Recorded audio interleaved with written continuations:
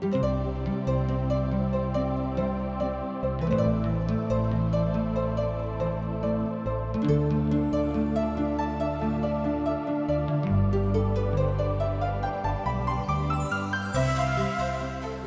कहै छथि कि पापक मजूरी तऽ मृत्यु अछि, मुदा परमेश्वर के वचन हमरा प्रभु यीशु मसीह में अनंत जीवन अछि।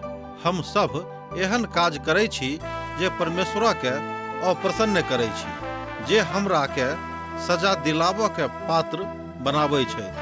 मुदा बाइबल अनंत जीवन के दिस एकटा स्पष्ट मार्ग के प्रस्तुत करै छथिन। TWR के प्रस्तुति आशक इजोत यह अनंत जीवन के खोजो में चलो वाला एकटा कार्यक्रम अछि। कृपया क देखू, सुनू, जाहिसँ परमेश्वर अहाँ के जीवन के मार्गदर्शक बनल रहे। आशा के इजोत मैथिली कार्यक्रम में हम एक बेर और अहाँ के अभिनंदन प्रभु यीशु मसीह के मीठ आ पवित्र नाम से कह रहल छी। हमरा से पुनः उपस्थित छी यशाया के पोथी के अध्ययन करबाक लेल, जे पवित्र पोथी बाइबल के महानतम पोथी में से एक पोथी थिके।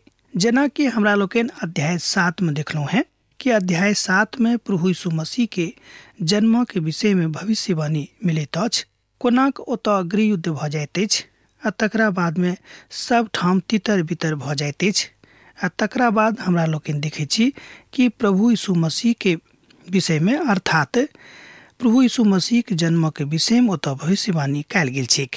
एहि तरह हमरा लोकन देखै छी कि अध्याय 7 से लऽ कऽ अध्याय 12 धरि भविष्यवाणी के एकटा श्रृंखला अछि। जाय बातक भविष्यवाणी राजा अहाजक काल में भेल छलैक। किछु लोक अध्याय 7 में प्रभु के आत्मिक सृजन के विषय में कथा करैत छथि वा मानैत छथि। आ तकरा बाद अध्याय 8 में यशाया ए अध्याय में बाजि रहल छथिन जे भविष्य वक्ता के दोसर पुतक जन्म होइत अछि। हुनक दोसर पुतक जन्मक प्रभु यीशु मसीह के जन्म के एकटा द्योतकक रूप में, चिन्हक रूप में, प्रतीकक रूप में स्वीकार कयल गेल अछि। प्रभु के जन्म के विषय में अध्याय 9 में बतावल गेल अछि। ओतऽ बड़ स्पष्टता के साथ हमरा लोकन एहि बातक देखै छी। भविष्य वक्ता के दोसर पुतक आगमन के विषय में एही अध्याय के 18 पद में बतावल गेल अछि, अर्थात 8 अध्याय के 18 पद में असरिया के राजा प्रभु के जन्मक भूमि के बड़ नीक रीति से बताबैत छथि। तकरा बाद हमरा लोकन देखै छी कि ओतऽ बाढ़ि आबि जाइत अछि, अर्थात जिंदगी में दुख आबि जाइत अछि आ यह दुख सब ठाम प्रभावी भ जाइत अछि। तकरा बाद हमरा लोकन देखै छी एकटा आशा के प्रकांड आ मजबूत इजोत क ओ इजोत छथि प्रभु यीशु मसीह। ई एकटा आराधना के गप थिक, अर्थात प्रभु यीशु मसीह के जन्म। ध्यान दियो, ई एकटा आराधना के गप थिक, प्रभु यीशु मसीह के जन्म, अर्थात सत्ता के राजा, वास्तविक राजा के जन्म भेनाइ, अर्थात यीशु राजा के जन्म भेनाइ मनुष्य जाति के लेल एकटा महान सत्यापित घटना का स्मरण दियाबैत अछि। और अपन कथा का कालांतर में अन्हार में नहीं क मुदा इजोत में क दैत अछि। अंत में जे खराब स्थिति छल, जे अन्हारक अवस्था छल, से इजोत में परिवर्तित भ जाइत अछि। आ पुनः यहोवा हमरा से कहलनि, एकटा पैघ पटिया ल क तकरा ऊपर बड़ साधारण अक्षर में ई लिखियोक, महेशी लाह सबाज क लेली।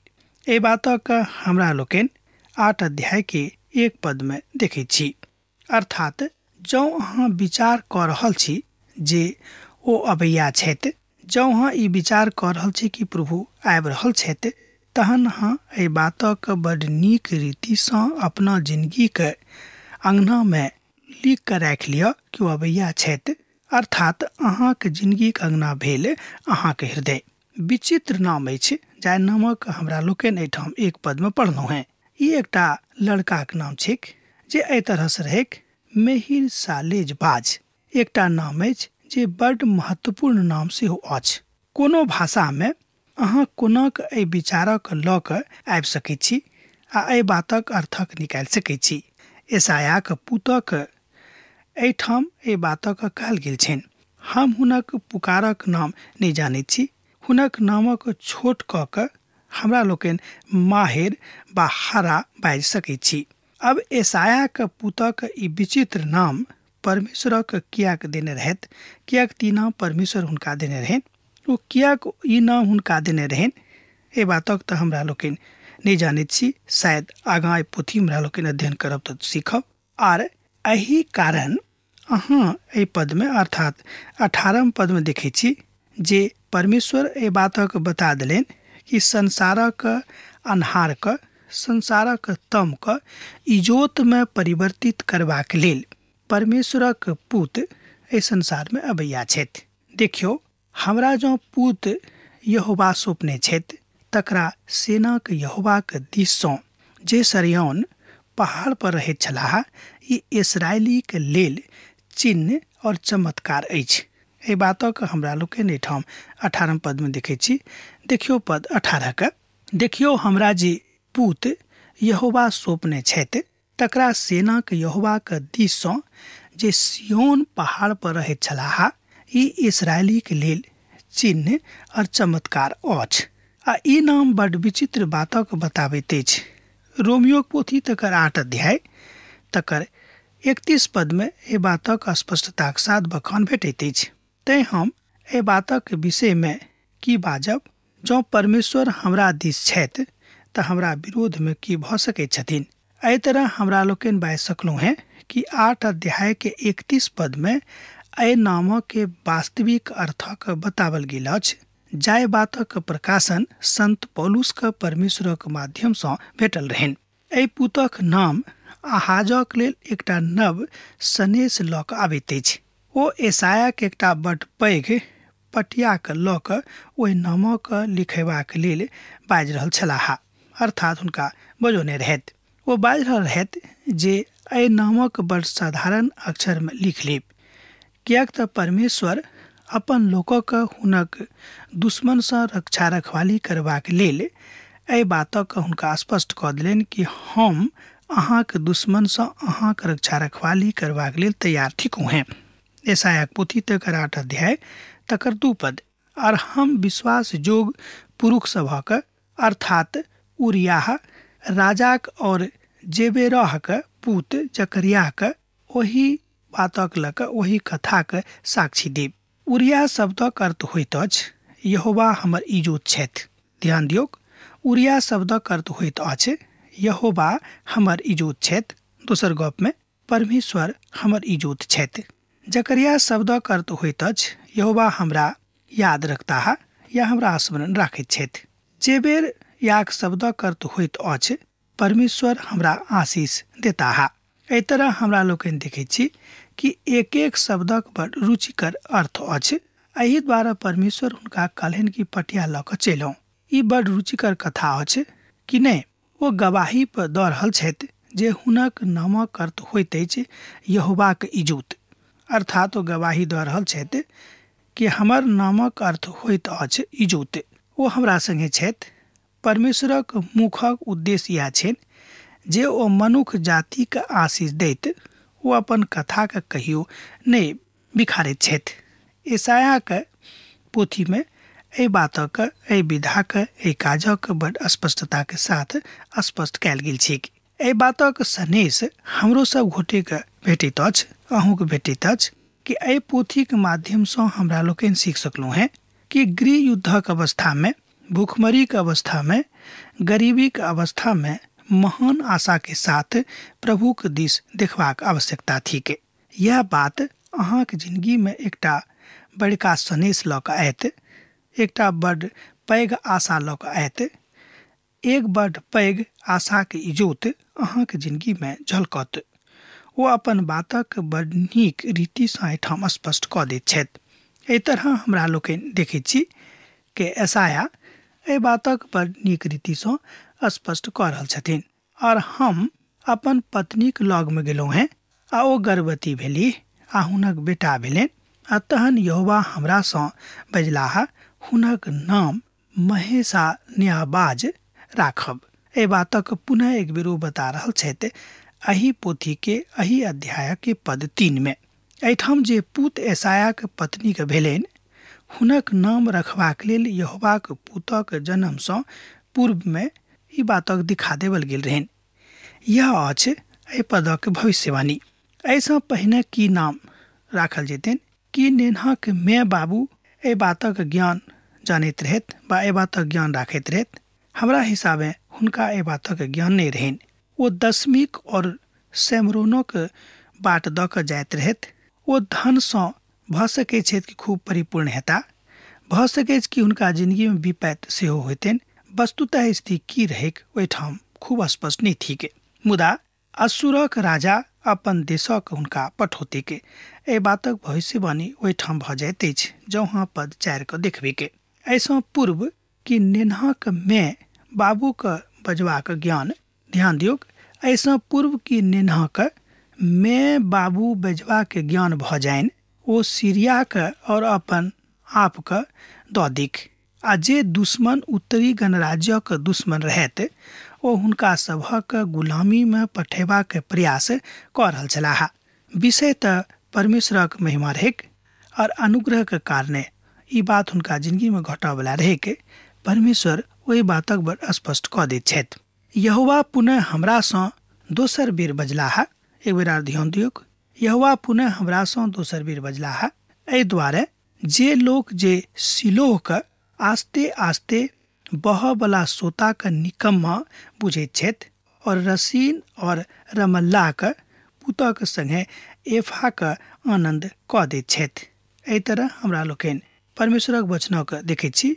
आगाँ पद 7 में एहि तरह बतायल गेल अछि, एहि दुआरे अब सुनू, प्रभु हुनका ऊपर ओहि प्रबल आ गहीर महानदक अर्थात अश्शूरक राजाक हुनक समस्त प्रतापक चढ़ा लेत और हुनक समस्त नालाक भरि देताह और ओ समस्त बातसँ धनी कऽ जेताह, अर्थात ओ धनिक भऽ जेताह। एहि तरह हमरा लोकनि देखैत छी पद 5 से लऽ कऽ 7 में परमेश्वर ओहि बातक भविष्यवाणी कऽ रहल छथि कि हुनका जिंदगीमे आगाँ की सब हुअवला छनि।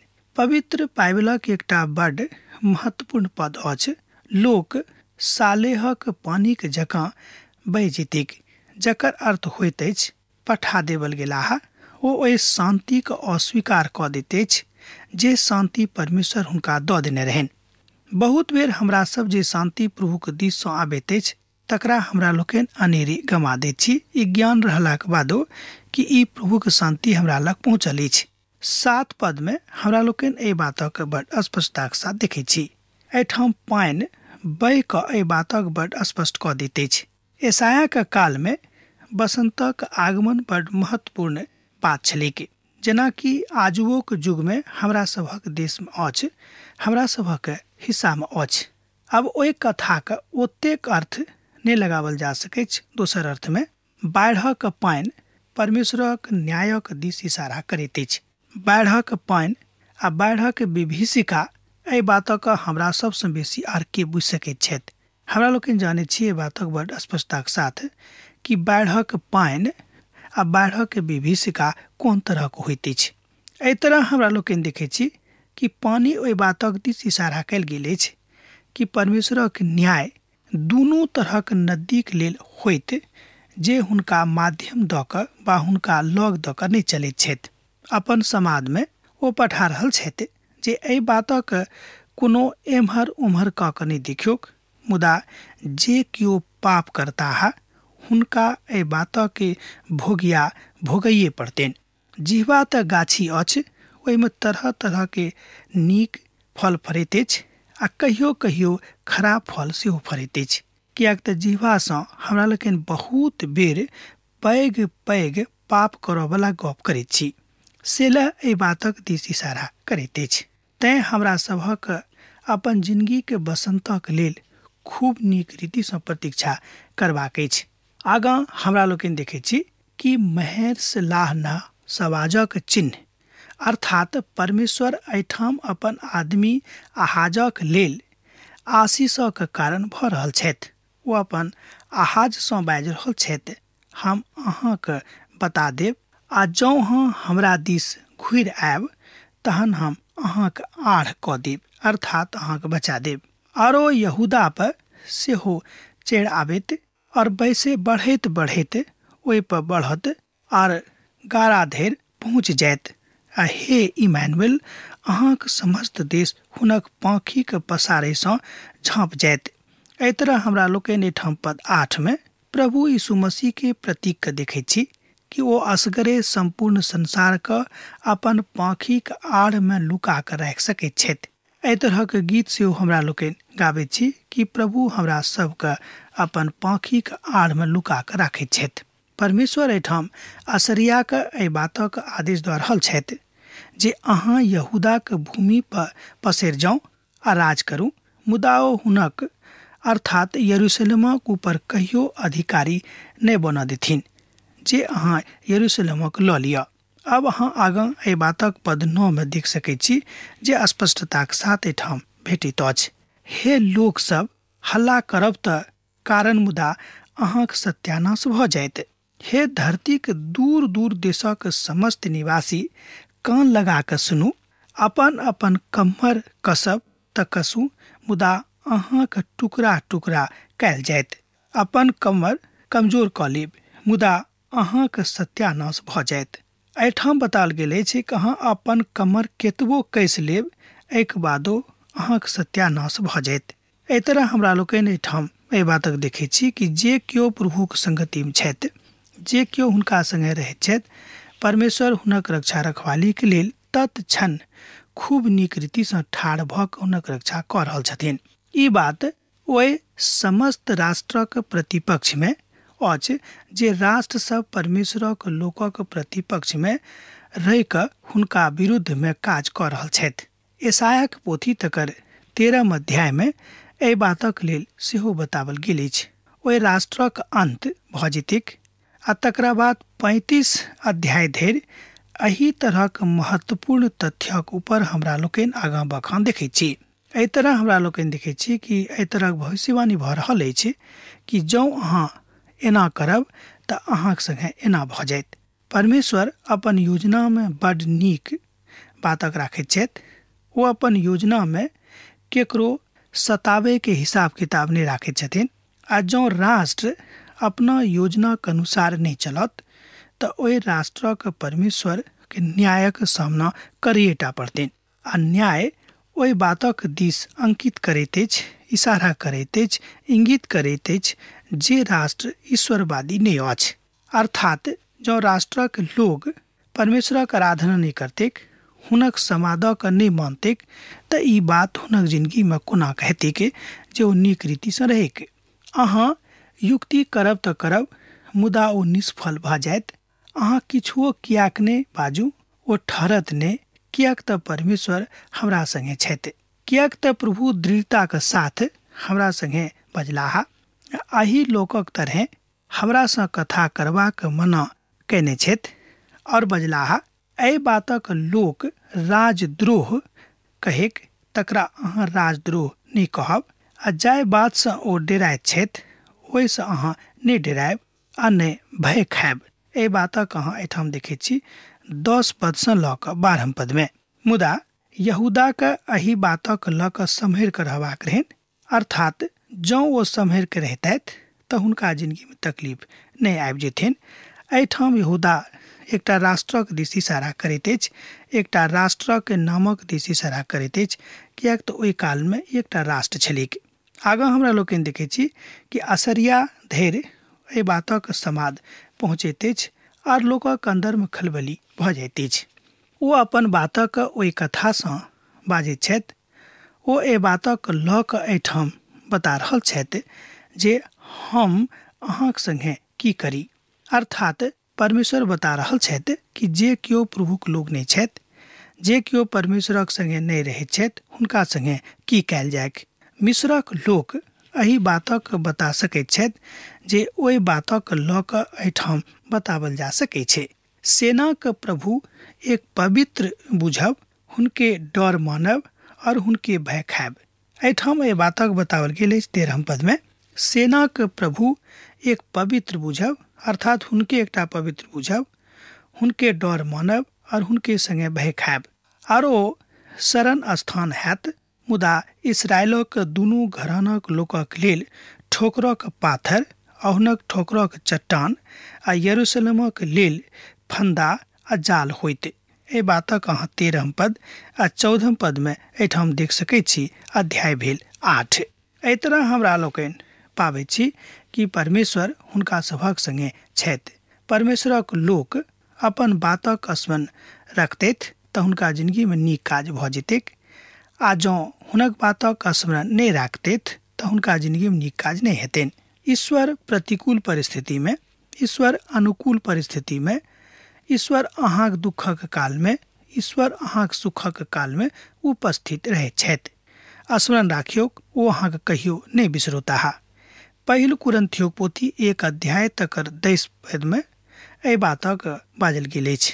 मुदा हम तऽ क्रूसक ऊपर चढ़ावल गेल ओहि मसीहके प्रचार करैत छी। संत पौलुस एहि तरह बाजि रहल छथिन कि मुदा हम तऽ क्रूसक ऊपर चढ़ावल गेल ओहि मसीहके प्रचार करैत छी, अर्थात ओहि यीशुके प्रचार करैत छी जे यहूदाक लेल कारण ठोकरक कारण और दोसर जातिक लेल मूर्खताक कारण अछि। पहिल कुरिन्थियोक पोथी 1 अध्याय तकर 23 पद में एहि बातक बड़ स्पष्टता के साथ बतावल गेल अछि। सुनि कऽ तम साहेब ने प्रभु यीशु मसीह संपूर्ण मानवताक लेल छथि, कोनो एक जातिक लेल ने, कोनो एक देशक लेल ने, कोनो एक प्रांतक लेल ने, संपूर्ण मनुष्य जातिक लेल ओ छथिन। पहिल पत्रस 3 अध्याय तकर 15 पद में एहि तरहक कथाक बखान कयल गेल अछि। इब्रानियोक पोथी में एहि बातक बतावल गेल अछि 2 अध्याय के 18 पद में। ओ अपन कथाक एहिठाम बड़ स्पष्टताक साथ बाजैत छथि। एहि तरह तो अहाँ देख सकैत छी दोसर कुरिन्थियोक पोथी में भी, आ तकरा बाद इब्रानियोक पोथी तकर 2 अध्याय तकर 18 पद में सेहो। जहन ओ परीक्षाक दशा में दुख उठौलैथ तहन ओ हुनका ओ सहायता कऽ सकैत छथि जिन्हक परीक्षा होइत अछि। एक बेर आर दियौक, जहन ओ परीक्षाक दशा में दुख उठौलैथ तहन ओ हुनको सहायता कयलथि जिन्हक परीक्षा होइत छनि। एहि बातक अहाँ लय व्यवस्थाक पोथी में सेहो देख सकैत छी, तकर 20 अध्याय के 27 पद में। लय व्यवस्था सेहो पवित्र पोथी बाइबलक एकटा पोथी थिक। व्यवस्था विवरणक पोथी तकर 18 अध्याय आ तकर 12 पद में सेहो एहि बातक ऊपर प्रकाश डालल गेल अछि। जँ अहाँक लेल ई बात अछि तऽ अहाँ एहि बातक ओतऽ देख सकैत छी। एहि तरह हमरा लोकनि देखैत छी कि परमेश्वर सब ठाम हमरा संगे रहवला प्रभु थिकाह। अब हमरा विदा दिअ, किएक तऽ अहाँ से हमर विदा होय के काल भऽ रहल अछि। जेना अहाँ सब पाती लिखैत रहैत छी, लिखैत रहब, हमरा बिसरायब नहि। यीशुक नेह अहाँक जिंदगी में बनल रहेक। आमीन। हमर विश्वास अछि कि ई कार्यक्रम अहाँके लेल लाभदायक सिद्ध अछि। हम चाहै छी कि अहाँ अपन आशीषके हमरा संग साझा करू। जँ अहाँ के नजीक बाइबल से आ जीवन से संबंधित कोनो प्रकार के प्रश्न भऽ सकै अछि तऽ अपन समस्या के लेल प्रार्थना करबा के लेल जँ चाहै छी तऽ हमरा फोन नंबर पर जरूर संपर्क कऽ सकै छी। परमेश्वर अहाँ सब के लेल एकटा सुंदर, सुखद, आनंदित दिन प्रदान करे।